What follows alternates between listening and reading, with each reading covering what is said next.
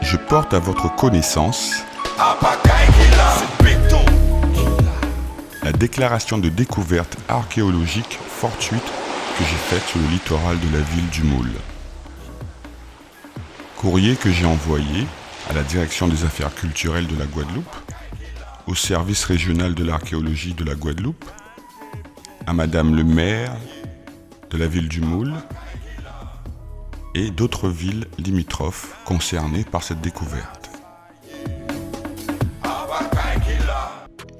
Déclaration de découverte archéologique fortuite sur le littoral de la ville du Moule en Guadeloupe. J'ai l'honneur de vous annoncer qu'au mois de mars 2021, j'ai découvert de nombreux vestiges terrestres.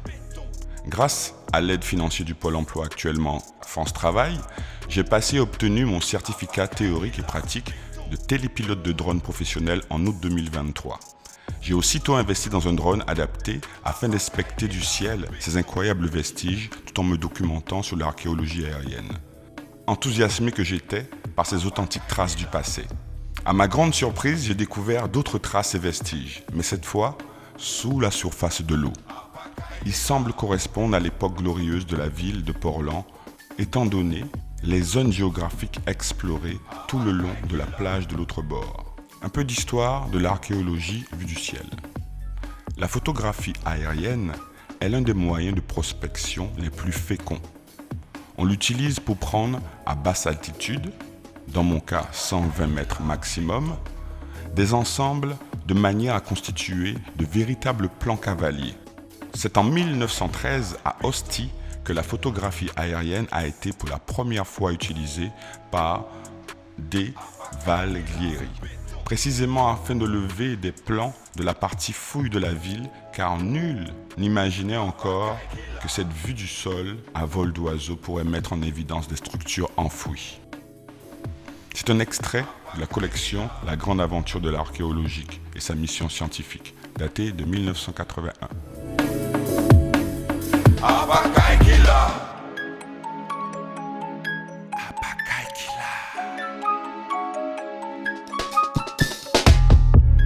Depuis les traces immergées qui partent du chenal de la rade du port connu, jusqu'à la pointe de la couronne Conchou s'étale un musée à ciel ouvert. Ce fabuleux vestige érodé que la légende urbaine nomme tête à chien là, la tête du chien, est en réalité le socle d'une grande statue, d'un lion, qui mérite une attention particulière de par sa position face à l'océan Atlantique et sa puissante symbolique de roi de la savane sur un littoral antillais. Une information tirée du volume 4 de la collection Histoire des communes Antilles-Guyane, datée de 1986 et dirigée par Jacques-Adélaïde Merland. Toujours sur le littoral, vers le quartier de Morel, parallèlement au parc archéologique précolombien Watibitibi, à 200 mètres au large, j'ai observé, touché, photographié et filmé de longues traces sinueuses faites en béton. Parfois, les pierres de terrassement sont encore visibles et bien rangées au fond de l'eau, et elles évoquent des traces de voies de circulation partant du rivage en direction des nombreuses ancres désormais submergées par la montée du niveau de la mer.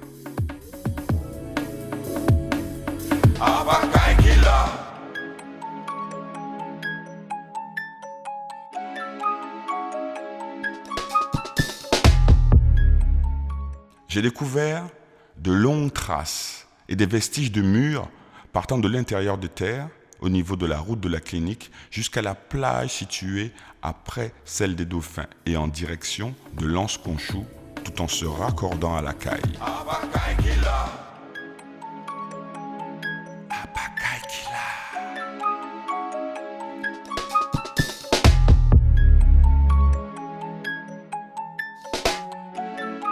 Sur le rivage de la plage des Alizés, grâce à des prises de vue aériennes et terrestres, j'ai mis en évidence une grande allée rectiligne et à niveau, qui prend naissance dans le sable sous l'abri de sauvetage et va en direction de l'ancien quai dont on voit encore apparaître les ancres.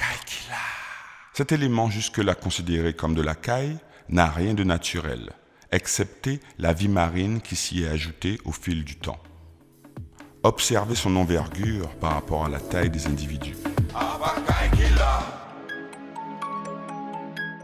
Dans le même axe, mais sur la rive droite de la rivière Audouin, derrière le parking qui remplace l'ancien marché couvert, j'ai découvert des escaliers qui descendent dans la mer en se transformant en cailles avec le temps et l'érosion marine. À l'aide d'investigations aériennes à marée basse, j'ai découvert un autre escalier, mais cette fois-ci sous-marin, à 40 mètres au large. Il donne sur le chenal artificiel du port, dont j'ai des images vidéo à couper le souffle, grâce à la limpidité de l'eau. Cet escalier sous-marin est intégré à une grande plateforme ovale qui devait servir de quai sur laquelle il y a encore quelques ancres d'antan.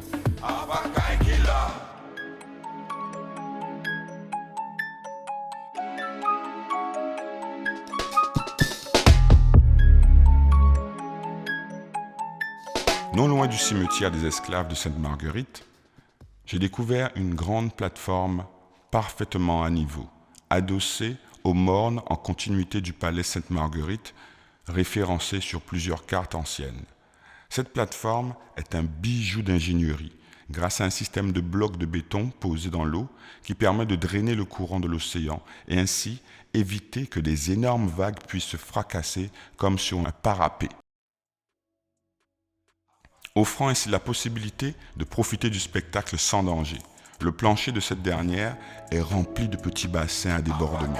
C'est incroyable.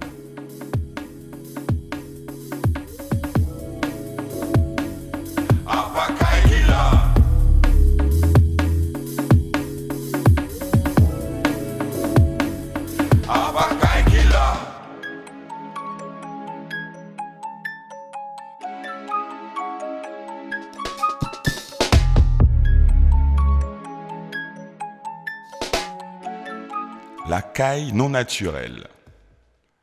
Après plus de 2 ans d'exploration du littoral, d'analyse comparative, formelle, apparentielle, historique et scientifique, il s'avère que ces fameuses et omniprésentes cailles sont les vestiges d'éléments de construction réalisés en béton géopolymère ou béton roumain.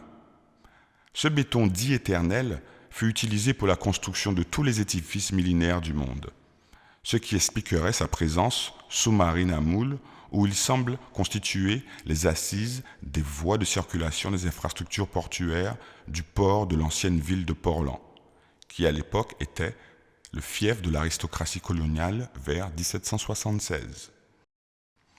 C'est en analysant scrupuleusement l'aspect des blocs de béton des vieux mobiliers urbains du littoral qui ont résisté au temps et aux intempéries, que j'ai pu étayer ma thèse disant que ce que nous appelons la caille n'est rien d'autre que du béton géopolymère érodé de diverses façons en fonction de sa qualité, de sa datation et de son utilisation architecturale. Puisqu'en effet, j'ai constaté que l'escalier portuaire situé derrière l'ancien marché couvert et le mur maritime de Petitance avaient les mêmes caractéristiques érosives.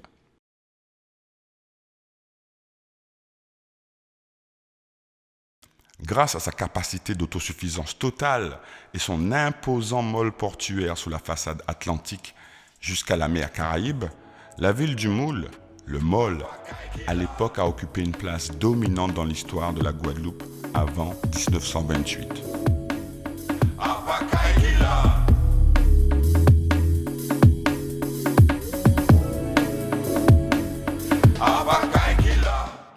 Le môle portuaire. Tout ce qui est décrit ci-dessus, précédemment, constitue clairement les vestiges d'éléments architecturaux du mystérieux môle portuaire. Ces infrastructures cachées sous la mer ont des allures pharaoniques, mais paradoxalement sont passées inaperçues à cause du manque d'informations. Contrairement à l'idée populaire très répandue, l'ancien môle de la ville du Moule n'est pas un simple embarcadère. Ce sont probablement ces nombreux vestiges dissimulés dans le béton éternel et sous la mer qui ont inspiré l'illustration de son blason, très révélateur pour les initiés. Mens agitat molem. Grâce à mes découvertes historiques, la ville du Moule peut désormais se doter du plus grand parc archéologique sous-marin des Caraïbes. Nous disposons désormais d'une quantité suffisante d'éléments pour envisager la création d'un parc archéologique terrestre et sous-marin. Il s'étendrait de la pointe d'Antigua, de la ville de Port-Louis, jusqu'à la pointe des Châteaux de la ville de Saint-François. Les écrits disent que la ville de Port-Louis fut la première capitale de l'archipel guadeloupéen. Son territoire occupait la majeure partie de la Grande Terre. Aujourd'hui, mes découvertes viennent confirmer et illustrer l'histoire. Puisque, pour le bien-être des nobles et riches propriétaires de l'époque, la ville avait tout le confort, toutes les caractéristiques architecturales et urbaines des grandes villes portuaires d'Europe. Ce qui explique qu'il fut un temps, elle était munie d'un grand port commercial et militaire, avait une sénéchaussée, un tribunal, une geôle, un palais, une loge, le plus grand môle portuaire des Antilles, des dizaines de grandes plantations, plusieurs usines et surtout la plus grande centrale sucrière de l'histoire de l'humanité. Potentiellement, imaginez un instant les conséquences historiques, économiques et culturelles de mes découvertes pour la ville du Moule, pour les générations futures de l'archipel guadeloupéen, des Antilles françaises et des îles des Caraïbes en général. Toutes ces découvertes ont été faites par un natif de la ville du Moule, né dans une petite clinique tout près de la plage de l'autre bord. Poussé par sa culture générale, ses observations, ses analyses, ses comparaisons répétées, il a pu les réaliser malgré ses très faibles moyens financiers. Imaginez si avec toutes ses connaissances théoriques et empiriques, ses compétences de directeur artistique, sa maîtrise des outils audiovisuels, son expérience du terrain et sa motivation sans limite, s'il avait le salaire d'un fonctionnaire, d'un directeur régional des affaires culturelles ou du service régional de l'archéologie, ce qu'il offrirait à la communauté guadeloupéenne. Concrètement, je suis en mesure de créer et de gérer le fonctionnement de musées à la hauteur de l'histoire de cette grande ville. J'ai su redonner vie à la cafétéria de la bibliothèque municipale lors de mon contrat CDD en 2017, avec mon concept autour de l'art et de la culture contemporaine. Lieu qui à l'époque était plébiscité par tous, mais qui malheureusement n'a pas été suivi d'un contrat qui aurait permis de pérenniser cet outil artistique et culturel à la portée de tous. Aujourd'hui, mon engagement et mes découvertes insolites offrent à ma ville natale le potentiel pour le plus grand parc archéologique des Antilles françaises, avec un nom typique, évocateur et reconnaissable à travers le monde entier.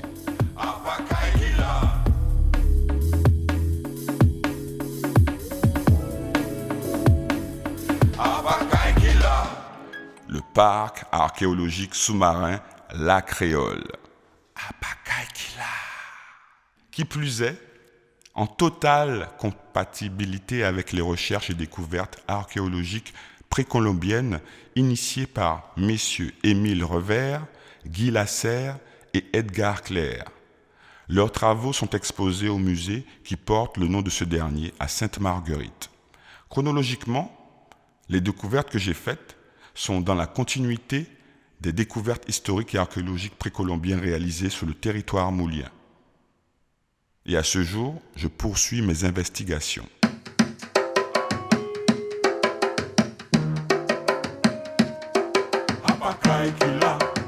Il va de soi que je sois tenu informé et présent lors des futures inspections des experts de l'État, puisqu'à ce jour, à ma connaissance, aucun professionnel du monde n'avait avancé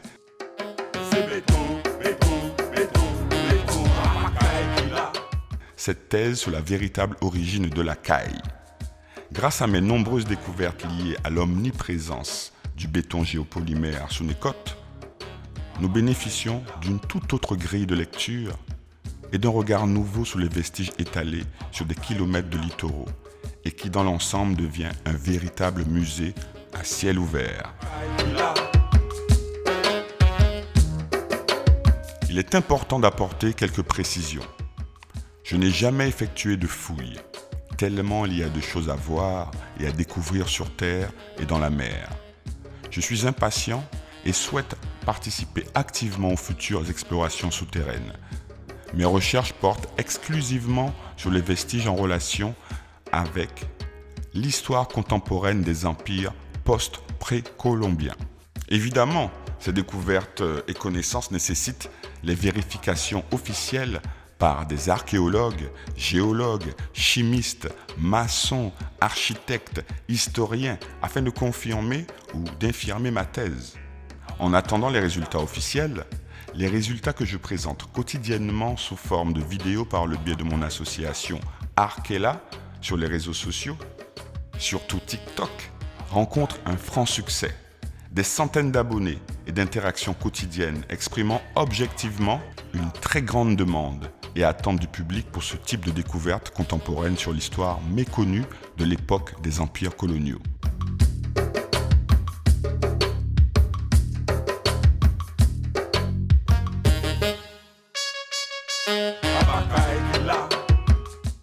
Devoir de mémoire. Aussi, je sais que par devoir de mémoire, des millions d'euros sont investis pour les fouilles à travers le monde. Égypte antique, Grèce antique, les Mayas, les Aztèques, les Olmèques, les Caraïbes. Mais rien de concret sur le faste dans les colonies. Plus de 150 ans que l'abolition a été ratifiée, mais nous ne voyons pas grand-chose du mode, du cadre de vie des élites et des peuples qui ont façonné les îles durant des siècles. En l'occurrence, le Grand Port et les rives du Moule. À l'instar de la DAC, ma mission et celle de l'association Arkela est de contribuer au développement culturel et artistique de l'archipel et des îles du Nord, de faire connaître, protéger, conserver et mettre en valeur le patrimoine culturel, de veiller à la transmission du savoir et à la démocratisation de la culture par les enseignements et l'éducation artistique, et au développement des publics par des pratiques culturelles. Le rôle de l'État. Face à de telles découvertes, l'État a de nombreuses prérogatives et 5 ans maximum pour évaluer l'intérêt scientifique de ces découvertes, ce qui incombe au préfet de région et à la direction des affaires culturelles.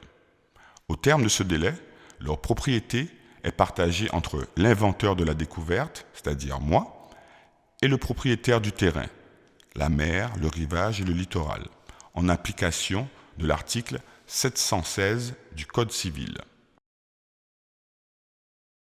Depuis le moment de leur découverte et jusqu'à leur attribution définitive, tous les objets donnant lieu à partage sont considérés comme provisoirement classés et tous les effets du classement leur sont applicables de plein droit. L'État peut revendiquer les trouvailles dont la propriété ne lui revient pas, moyennant une indemnité fixée à l'amiable ou à dire d'expert. Texte de référence, article L 531-14 à L 531-19 du Code du patrimoine et article 716 du Code civil. Des copies de mon courrier ont été envoyées à différents interlocuteurs et acteurs de la culture guadeloupéenne.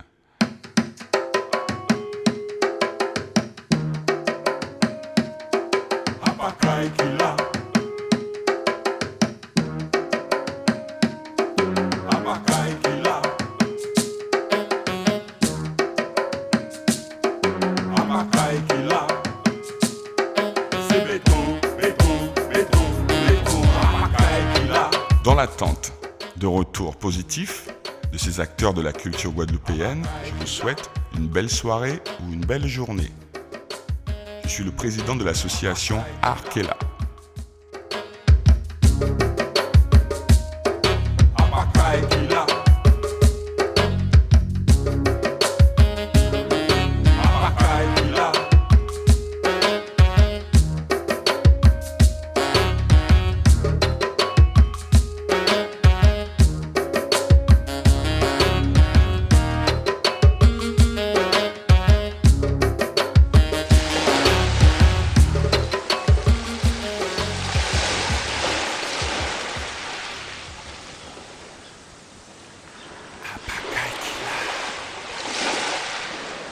Apakaikila béton.